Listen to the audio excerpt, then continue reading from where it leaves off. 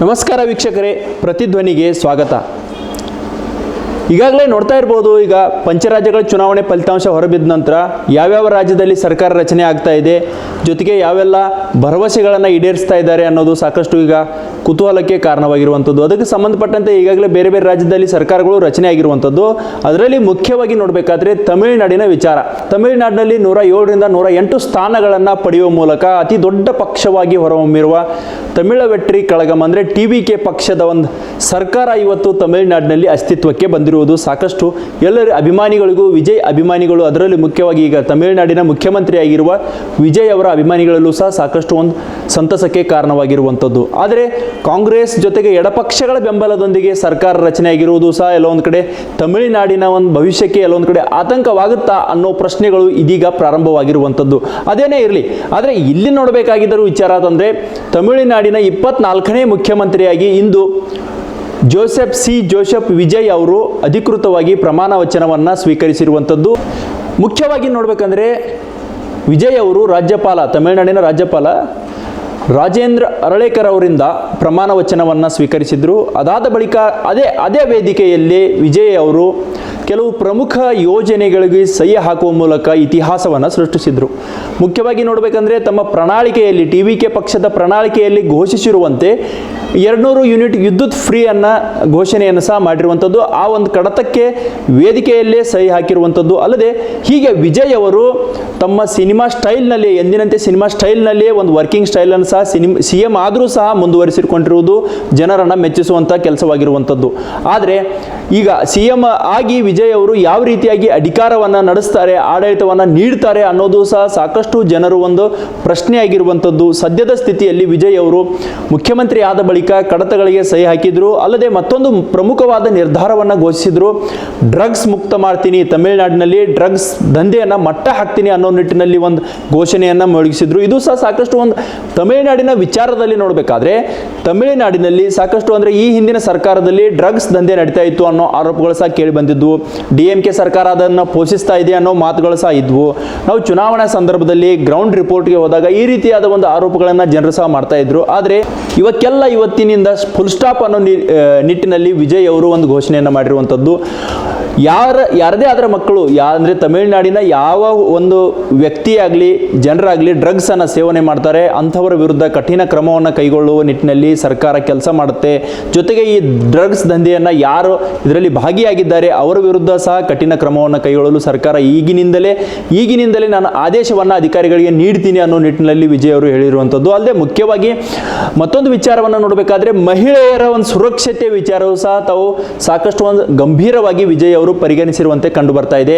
ಈ ಕಾರಣಕ್ಕಾಗಿ ತಮ್ಮ ಭಾಷಣದಲ್ಲಿ ಸಹ ಹೇಳಿದ್ರು, ಜೊತೆಗೆ ಚುನಾವಣಾ ಪ್ರಚಾರ ಸಭೆಗಳಲ್ಲೂ ಸಹ ಹೇಳ್ತಾ ಇದ್ರು, ಮಹಿಳೆಯರ ಸುರಕ್ಷತೆ ನನ್ನ ಆದ್ಯತೆ, ನನ್ನ ಗುರಿ, ನನ್ನ ಜವಾಬ್ದಾರಿ ಅನ್ನೋ ನಿಟ್ಟಿನಲ್ಲಿ ವಿಜಯ್ ಅವರು ಇಂದಿನಿಂದಲೇ ಅಂದರೆ ಮಹಿಳಾ ರಕ್ಷಣಾ ಕಾರ್ಯಪಡೆ ರಚನೆ ಮಾಡಲು ಸೂಚನೆಯನ್ನು ನೀಡಿರುವಂಥದ್ದು.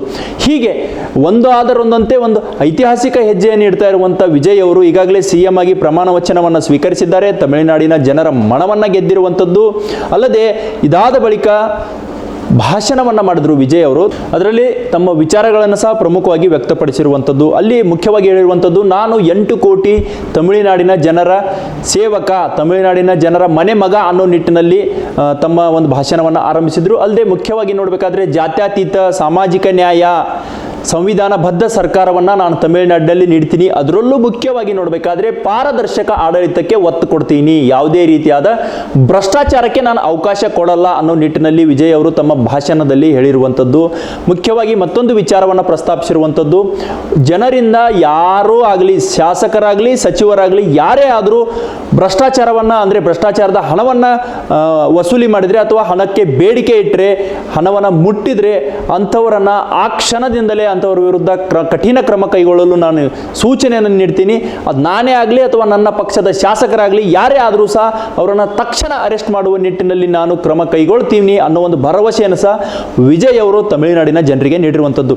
ಸಾಕಷ್ಟು ಇದು ಸವಾಲಿನ ವಿಚಾರವಾಗಿರುವಂಥದ್ದು ಅಂತ ಕಂಡು ಬಂದರೂ ಸಹ ವಿಜಯ್ ಅವರು ಇದನ್ನು ನಾನು ಸಾಧಿಸ್ತೀನಿ, ಇದರಲ್ಲಿ ನಾನು ಯಶಸ್ವಿ ಆಗ್ತೀನಿ ಅನ್ನೋ ನಿಟ್ಟಿನಲ್ಲಿ ಒಂದು ಬಂಡ ಧೈರ್ಯದಿಂದ ಮುನ್ನುಗ್ತಾ ಇದ್ದಾರೆ ಅನ್ನೋದು ಇಲ್ಲಿ ಸ್ಪಷ್ಟವಾಗುತ್ತೆ. ಯಾಕಂದರೆ ಸಿನಿಮಾದಲ್ಲಿ ನಟಿಸಿದಂತೆ ಸಿನಿಮಾದಲ್ಲಿ ಒಂದು ನಡೆದ ಬೆಳವಣಿಗೆಯಂತೆ ನಿಜ ಜೀವನದಲ್ಲಿ ನಡೆಯೋದು ಅಂದರೆ ಸಾಕಷ್ಟು ಕಷ್ಟ. ಅದನ್ನು ಸಹ ವಿಜಯ್ ಅವರು ಅರ್ಥಕೊಂಡಂತೆ ಕಂಡು ಬರ್ತಾ ಇರುವಂಥದ್ದು. ಯಾಕಂದರೆ ಅವರು ಸಾಕಷ್ಟು 10 ವರ್ಷಗಳಿಂದಲೂ ಸಹ ಒಂದು ಈ ಪ್ರಯತ್ನಕ್ಕೆ ಕೈ ಹಾಕಿದ್ರು ಅನ್ನೋ ಮಾತುಗಳು ಸಹ ಇವೆ. ಆದರೆ ಈ ನಡುವೆ ವಿಜಯ್ ಅವರು ಇವತ್ತು CM ಆಗಿ ಪ್ರಮಾಣ ವಚನ ಸ್ವೀಕಾರ ಮಾಡಿದ ಬಳಿಕ ಸಾಕಷ್ಟು ಒಂದು ಬೆಳವಣಿಗೆಗಳು ನಡೀತಾ ಇರುವಂಥದ್ದು. ವಿಜಯ್ ಅವರು ಪ್ರಮಾಣ ವಚನವನ್ನು ಸ್ವೀಕರಿಸಿದ್ರು. ಇದಾದ ನಂತರ CM ಕಚೇರಿಗೆ ಹೋದರು. ಎಂದಿನಂತೆ ತಮ್ಮ ಸಿನಿಮಾ ಸ್ಟೈಲ್ನಲ್ಲೇ CM ಚೇರ್ನಲ್ಲಿ ವಿಜಯ್ ಅವರು ಅಲಂಕಾರಗೊಂಡರು, ಅಂದರೆ ಅಲಂಕರಿಸಿದ್ರು. ಜೊತೆಗೆ ಅಲ್ಲಿ ಪ್ರಮುಖವಾದ ಒಂದು ಕಡತಗಳಿಗೂ ಸಹಿ ಹಾಕಿದ್ರು. ಅದಾದ ನಂತರ ವಿಜಯ್ ಅವರು ಇಂದಿನ ದಿನಚರಿಯನ್ನು ನೋಡಬೇಕಾದ್ರೆ ನೇರವಾಗಿ ತಮಿಳುನಾಡಿನ ಅಂದರೆ ತಮಿಳು ಕ್ರಾಂತಿಯ, ದ್ರಾವಿಡ ಕ್ರಾಂತಿಯ ಹರಿಕಾರ ಅಂತಾನೆ ಹೇಳ್ಬೋದಾಗಿರುವಂಥ ಪೆರಿಯಾರ್ ಅವರ ಒಂದು ಸ್ಮಾರಕಕ್ಕೆ ತೆರಳಿ ಅಲ್ಲಿ ಸಹ ಒಂದು ಪುಷ್ಪ ನಮನವನ್ನು ಸಲ್ಲಿಸಿದ್ರು. ಜೊತೆಗೆ ಅವರನ್ನು ಸ್ಮರಿಸಿದ್ರು. ಅದಾದ ಬಳಿಕ ತಮಿಳುನಾಡಿನ ಹಿರಿಯ ರಾಜಕೀಯ ನಾಯಕರು ಜೊತೆಗೆ ಅಲ್ಲಿನ ಮುತ್ಸದಿಗಳನ್ನು ಭೇಟಿ ಮಾಡುವ ಮೂಲಕ ವಿಜಯ್ ಅವರು ಒಂದು ಹೊಸ ಸಂಪ್ರದಾಯಕ್ಕೆ ಒಂದು ನಾಂದಿ ಹಾಡಿರುವಂಥದ್ದು. ಹೀಗೆ ನೋಡಿದ್ರೆ ವಿಜಯ್ ಅವರು ಮುಖ್ಯವಾಗಿ ಮತ್ತೊಂದು ವಿಚಾರವನ್ನು ನೋಡಬೇಕಾದ್ರೆ CM ಆದ ಬಳಿಕ ಒಂದು ಪ್ರಮುಖವಾಗಿ ಕಾನೂನು ಸುವ್ಯವಸ್ಥೆಯ ಒಂದು ಸಭೆಯನ್ನು ಸಹ ಅಧಿಕಾರಿಗಳೊಂದಿಗೆ ಮಾಡಿರುವಂಥದ್ದು. ತಮಿಳುನಾಡಿನಲ್ಲಿ ಈಗಾಗಲೇ ಡ್ರಗ್ಸ್ ವ್ಯಾಪಕವಾಗಿ ಹಬ್ಬಿರುವಂಥದ್ದು. ಜೊತೆಗೆ ಮಹಿಳೆಯರ ಸುರಕ್ಷತೆಗೆ ಸಾಕಷ್ಟು ಗಂಭೀರ ಸಮಸ್ಯೆಗಳು, ಸವಾಲುಗಳು ಇರುವಂಥದ್ದು. ಅಲ್ಲದೆ ಪ್ರಮುಖವಾಗಿ ಭ್ರಷ್ಟಾಚಾರದಂಥ ಒಂದು ಗಂಭೀರದಂಥ ಗುರುತರ ಸಮಸ್ಯೆಗಳು ಇರುವಂಥದ್ದು. ಈ ಎಲ್ಲ ಸಮಸ್ಯೆಗಳನ್ನು ಹೊಡೆದೋಡಿಸುವಲ್ಲಿ ನಿಟ್ಟಿನಲ್ಲಿ ವಿಜಯ್ ಅವರು ಅಂದರೆ ಇಂದಿನಿಂದಲೇ ಸಹ ಆ್ಯಕ್ಟಿವ್ ಆಗಿ ಕಾರ್ಯನಿರ್ವಹಿಸುತ್ತಿದ್ದಾರೆ ಅಂತಲೇ ಹೇಳ್ಬೋದಾಗಿರುವಂಥದ್ದು. ಈ ಕಾರಣಕ್ಕಾಗಿ ವಿಜಯ್ ಅವರು ಜನರಿಗೆ ನೀಡಿರುವ ಭರವಸೆಯನ್ನು ನಾನು ಪೂರ್ಣಗೊಳಿಸ್ತೀನಿ, ನನಗೆ ಸಮಯಾವಕಾಶ ಕೊಡಿ. ಈಗಾಗಲೇ 10 ಲಕ್ಷ ಕೋಟಿ ಸಾಲವನ್ನು ನನ್ನ ತಲೆ ಮೇಲೆ ಹೊರಿಸಿ, ಅಂದರೆ ಈ ಹಿಂದಿನ ಸರ್ಕಾರದವರು 10 ಲಕ್ಷ ಕೋಟಿ ಸಾಲವನ್ನು ಹೊರಿಸಿದ್ದಾರೆ. ನಿಮಗೆ ನೀಡಿರುವ ಭರವಸೆಗಳನ್ನು ನಾನು ಎಲ್ಲ ಸಂಪೂರ್ಣವಾಗಿ ಈಡೇರಿಸುತ್ತೇನೆ, ಸ್ವಲ್ಪ ಕಾಲಾವಕಾಶ ಕೊಡಿ ಅನ್ನೋ ನಿಟ್ಟಿನಲ್ಲಿ ಒಂದು ಮನವಿಯನ್ನು ಸಹ ಮಾಡಿರುವಂಥದ್ದು. ಅಲ್ಲದೆ ಎಲ್ಲ ಅಂದರೆ DMK ಜೊತೆಗೆ AIDMK ಪಕ್ಷಗಳ ವಿರುದ್ಧ ಸಹ ಪರೋಕ್ಷವಾಗಿ ವಾಗ್ದಾಳಿಯನ್ನು ನಡೆಸಿದ್ರು. ನಾನು ಯಾವುದೇ ಜಾತಿಯ ಪರವಾಗಿಲ್ಲ, ಯಾವುದೇ ಒಂದು ವರ್ಗದ ಪರವಾಗಿಲ್ಲ, ಯಾವುದೇ ಒಂದು ಜನಾಂಗದ ಪರವಾಗಿಲ್ಲ, ತಮಿಳುನಾಡಿನ ಎಲ್ಲ ಜನರ ಸೇವೆಗಾಗಿ ನಾನು ಸದಾ ಸಿದ್ಧನಾಗಿದ್ದೇನೆ. ಆ ನಿಟ್ಟಿನಲ್ಲಿಯೇ ನನ್ನ ಮೊದಲ ಗುರಿ ಅನ್ನೋ ನಿಟ್ಟಿನಲ್ಲಿ ವಿಜಯ್ ಅವರು ಜನರಿಗೆ ಒಂದು ಅಭಯವನ್ನು ನೀಡಿರುವಂಥದ್ದು. ಹೀಗಾಗಿಯೇ ವಿಜಯ್ ಅವರು ಒಂದು ತಮಿಳುನಾಡಿನಲ್ಲಿ ಹೊಸ ಇತಿಹಾಸವನ್ನು ನಿರ್ಮಾಣ ಮಾಡ್ತಾರಾ ಅನ್ನೋದು ಸಹ ಸಾಕಷ್ಟು ಒಂದು ಸಂಚಲನಕ್ಕೆ ಕಾರಣವಾಗಿರುವ ವಿಚಾರವಾಗಿರುವಂಥದ್ದು. ಯಾಕಂದರೆ ರಾಜಕೀಯ ಅಂದರೆ ಅಷ್ಟೊಂದು ಸುಲಭವಾಗಿಲ್ಲ ಅನ್ನೋದು ಸಹ ಇಂದಿನ ದಿನಗಳಲ್ಲಿ ಎಲ್ರಿಗೂ ಗೊತ್ತಿರುವ ವಿಚಾರ. ರಾಜಕಾರಣ ಅಂದರೆ ನಿಂತ ನೀರಲ್ಲ ಅನ್ನೋ ಸಹ ಮಾತಿದೆ. ಆದರೆ ಸರ್ಕಾರವನ್ನು ನಡೆಸಬೇಕಾದ್ರೆ ಎಷ್ಟು ಪಾರದರ್ಶಕವಾಗಿ ನಡೆಯಬೇಕು ಅನ್ನೋದು ವಿಜಯ್ ಅವರು ಒಂದು ಬ್ಲೂ ಪ್ರಿಂಟನ್ನು ಹಾಕಿಕೊಂಡಂತೆ ಕಂಡು ಬರ್ತಾ ಇದೆ. ಈ ಕಾರಣಕ್ಕಾಗಿ ಅವರು ಅಷ್ಟೊಂದು ಕಾನ್ಫಿಡೆಂಟ್ ಆಗಿ ಒಂದು ವಿಶ್ವಾಸದಿಂದ ಹೇಳ್ತಾ ಇರುವಂಥದ್ದು, ಪಾರದರ್ಶಕ ಆಡಳಿತವನ್ನು ನೀಡ್ತೀನಿ, ಭ್ರಷ್ಟಾಚಾರ ರಹಿತ ಸರ್ಕಾರವನ್ನು ನಡೆಸಿ ಒಂದು ಇತಿಹಾಸವನ್ನು ನಿರ್ಮಿಸ್ತೀನಿ ಅನ್ನೋ ನಿಟ್ಟಿನಲ್ಲಿ ಒಂದು ಹೆಜ್ಜೆ ಹಾಕ್ತಾ ಇದ್ದಾರೆ. ಆದರೆ ಗೊತ್ತಿಲ್ಲ ಮುಂದಿನ ದಿನಗಳಲ್ಲಿ ಯಾವ ರೀತಿಯಾಗಿ ಸರ್ಕಾರವನ್ನು ನಡೆಸ್ತಾರೆ, ಇದು ಅವರಿಗೆ ಎಷ್ಟು ಸವಾಲುಗಳನ್ನು ತಂದೊಡ್ಡುತ್ತೆ. ಯಾಕಂದರೆ ವಿಜಯ್ ಅವರು ಗ್ಯಾರಂಟಿಗಳನ್ನು ಘೋಷಿಸಿದ್ದಾರೆ, ಅವು ಅಷ್ಟೊಂದು ಸುಲಭವಾಗಿ ಈಡೇರಿಸುವ ಗ್ಯಾರಂಟಿಗಳಲ್ಲ. ಅದರಿಂದ ಸರ್ಕಾರದ ಆರ್ಥಿಕ ಬೊಕ್ಕಸಕ್ಕೆ ಸಹ ಹೊಡೆತ ಬೀಳುವ ಸಾಧ್ಯತೆಗಳು ದಟ್ಟವಾಗಿವೆ. ಅದರಂತೆ ಅವರೇ ಹೇಳಿದಂತೆ ಸರ್ಕಾರದಲ್ಲಿ ಈಗಾಗಲೇ 10 ಲಕ್ಷ ಕೋಟಿ ಸಾಲವನ್ನು ಸಹ ಬಿಟ್ಟು ಹೋಗಿದ್ದಾರೆ. ಹೀಗಾಗಿ ಇದು ಸಹ ನಮಗೆ ಎಲ್ಲೋ ಒಂದು ಕಡೆ ಅಡೆತಡೆ ಉಂಟು ಮಾಡಬಹುದು ಅನ್ನೋ ನಿಟ್ಟಿನಲ್ಲಿ ಅವರು ತಮ್ಮ ಭಾಷಣದಲ್ಲಿ ಈಗಾಗಲೇ ತಮಿಳುನಾಡಿನ ಜನರನ್ನು ಎಚ್ಚರಿಸಿರುವಂಥದ್ದು. ಈ ಕಾರಣಕ್ಕಾಗಿ ವಿಜಯ್ ಅಂದರೆ ಇಂದಿನಿಂದ ತಮಿಳುನಾಡಿನಲ್ಲಿ ವಿಜಯ್ ಯುಗಾರಂಭ ಆಗಿರುವಂಥದ್ದು, ದಳಪತಿಯ ದರ್ಬಾರ್ ಶುರುವಾಗಿರುವಂಥದ್ದು.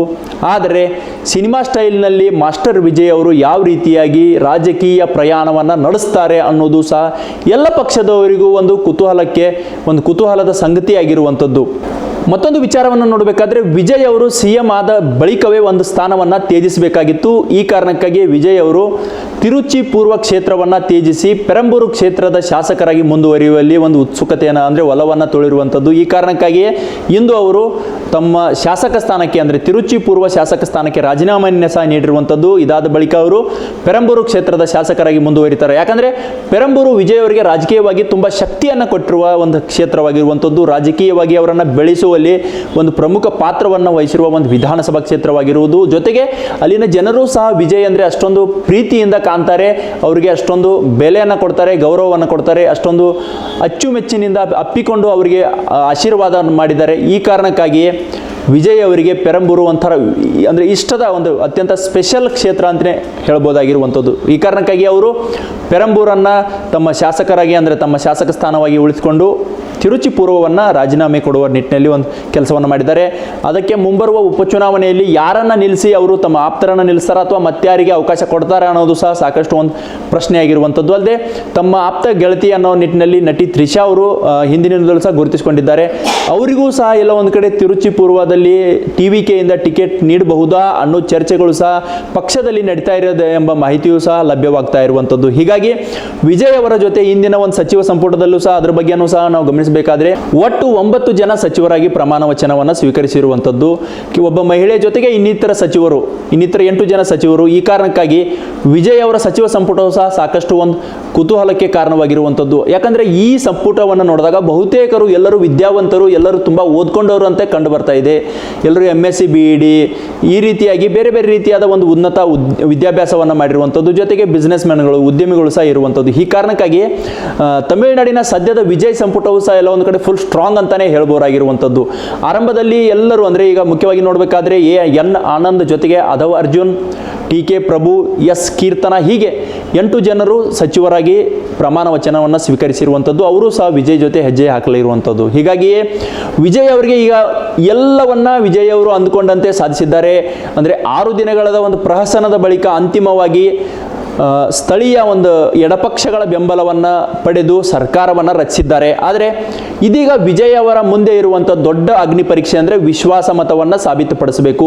ಮೇ 13ರೊಳಗೆ ವಿಜಯ್ ಅವರು ವಿಶ್ವಾಸ ಮತವನ್ನು ಸಾಬೀತುಪಡಿಸಿ ಸರ್ಕಾರವನ್ನು ಸುಭದ್ರವಾಗಿ ಇಟ್ಕೊಳ್ಬೇಕು ನಿಟ್ಟಿನಲ್ಲಿ ಅನ್ನೋದಾದರೆ ಅವರು ವಿಶ್ವಾಸ ಮತದಲ್ಲಿ ಗೆದ್ದು ಬೀಗಬೇಕಾಗುತ್ತೆ. ಈ ಒಂದು ಅಗ್ನಿ ಪರೀಕ್ಷೆ ಸದ್ಯ ವಿಜಯ್ ಅವರ ಮುಂದಿರುವಂಥದ್ದು. ಆದರೆ ವಿಜಯ್ ಅವರು ವಿಶ್ವಾಸ ಮತವನ್ನು ಸಾಬೀತುಪಡಿಸಲು ಯಾವೆಲ್ಲ ಅಡೆತಡೆಗಳು ಇವೆ ಅನ್ನೋದು ಸಹ ಸಾಕಷ್ಟು ಒಂದು ಚರ್ಚೆ ಆಗ್ತಾ ಇರುವಂಥದ್ದು. ಆದರೆ ಸದ್ಯದ ಮಟ್ಟಿಗೆ ನೋಡಬೇಕಾದ್ರೆ ಬಲಿಷ್ಠ ತಂಡವನ್ನು ಕಟ್ಟಿರುವ ವಿಜಯ್ ಅವರು 9 ಸಚಿವರನ್ನು ಈಗಾಗಲೇ ಸಂಪುಟಕ್ಕೆ ಸೇರಿಸಿಕೊಂಡಿರುವಂಥದ್ದು. ಮುಂದಿನ ಹಂತಗಳಲ್ಲಿ ಇನ್ನಿತರ ಸಚಿವರನ್ನ, ಇನ್ನಿತರ ಶಾಸಕರನ್ನ ಸಚಿವರನ್ನಾಗಿ ಮಾಡ್ತಾರೆ. ಆದರೆ ನಾಳೆ ಅಂದರೆ ಮೇ 11ರಂದು ಅವರು ಅಂದರೆ ಇತರ ತಮಿಳುನಾಡಿನ ವಿಧಾನಸಭೆ ಕ್ಷೇತ್ರದ ಎಲ್ಲ ಶಾಸಕರಿಗೆ ಒಂಥರ ಹಬ್ಬ ಅಂದರೆ ಸಂತಸದ ವಿಚಾರವಾಗಿರುವಂಥದ್ದು. ಯಾಕಂದರೆ ಅವರು ಶಾಸಕರಾಗಿ ಅಧಿಕೃತವಾಗಿ ಪ್ರಮಾಣ ವಚನ ಸ್ವೀಕರಿಸುವ ಸಮಾರಂಭವು ಸಹ ತಮಿಳುನಾಡಿನ ವಿಧಾನಸಭೆಯಲ್ಲಿ ನಡೀತಾ ಇರುವಂಥದ್ದು. ಅದಾದ ನಂತರ ವಿಶ್ವಾಸ ಮತ ಸಾಬೀತು ಅಂದರೆ ಪಡಿಸುವ ಒಂದು ಪ್ರಕ್ರಿಯೆಯು ಸಹ ಅದರ ಅಂದರೆ ಮೇ 12 ಅಥವಾ 13ರ ಒಳಗಾಗಿ ಈ ಒಂದು ಪ್ರಕ್ರಿಯೆ ಮುಗಿಬೇಕಾಗಿರುವಂಥದ್ದು. ಈ ಕಾರಣಕ್ಕಾಗಿ ತಮಿಳುನಾಡಿನಲ್ಲಿ ಈಗಾಗಲೇ ವಿಜಯ್ ದರ್ಬಾರ್ ಶುರುವಾಗಿರುವಂಥದ್ದು, ವಿಜಯ್ ಯುಗಾರಂಭ ಶುರುವಾಗಿರುವಂಥದ್ದು. ವಿಜಯ್ ಹೇಳಿದಂತೆ ಇದೊಂದು ಹೊಸ ಇತಿಹಾಸ, ಹೊಸ ಅಧ್ಯಾಯವೇ ಪ್ರಾರಂಭವಾಗಿರುವಂಥದ್ದು ಅಂದರೆ ತಪ್ಪಾಗಲಾರದು. ಆದರೆ ಗೊತ್ತಿಲ್ಲ ಮುಂದಿನ ಹಂತಗಳಲ್ಲಿ ತಮಿಳುನಾಡಿನ ರಾಜಕೀಯದಲ್ಲಿ ಯಾವೆಲ್ಲ ರೀತಿಯಾದ ಬೆಳವಣಿಗೆಗಳು ನಡೆಯುತ್ತವೆ ಅನ್ನೋದು ಸಹ.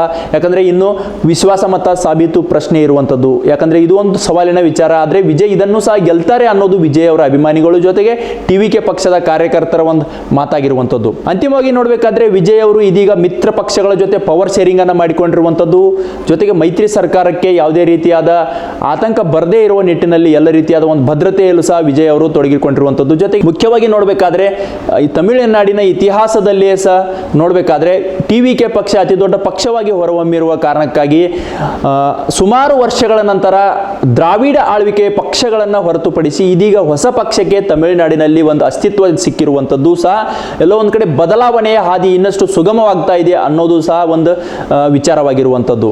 ನೋಡಬೇಕು ಮುಂದಿನ ಹಂತಗಳಲ್ಲಿ ಯಾವ ರೀತಿಯಾದ ಬೆಳವಣಿಗೆ ನಡೆಯುತ್ತೆ. ವಿಜಯ್ ಅವರು ವಿಶ್ವಾಸ ಮತವನ್ನು ಸಾಬೀತುಪಡಿಸುವಲ್ಲಿ ಯಶಸ್ವಿ ಆಗ್ತಾರಾ ಅಥವಾ ಮತ್ತೆ ಅದೇ ರೀತಿಯಾದ ಸಂಘರ್ಷಕ್ಕೆ ಮತ್ತೆ ಸಂಕಷ್ಟಕ್ಕೆ ತಳ್ತಾರಾ ವಿಜಯ್ ಅವರಿಗೆ ಮತ್ತಷ್ಟು ಅಂದರೆ ಸಂಕಟಗಳು ಎದುರಾಗುತ್ತಾವ ಅನ್ನೋದು ಸಹ ಸಾಕಷ್ಟು ಸದ್ಯದ ಪ್ರಶ್ನೆಯಾಗಿರುವಂಥದ್ದು. ಹೆಚ್ಚಿನ ವಿಡಿಯೋಗಳಿಗೆ ಪ್ರತಿಧ್ವನಿ ಯೂಟ್ಯೂಬ್ ಚಾನೆಲ್ ಸಬ್ಸ್ಕ್ರೈಬ್ ಮಾಡಿ, ಬೆಲ್ ಐಕಾನ್ ಕ್ಲಿಕ್ ಮಾಡಿ.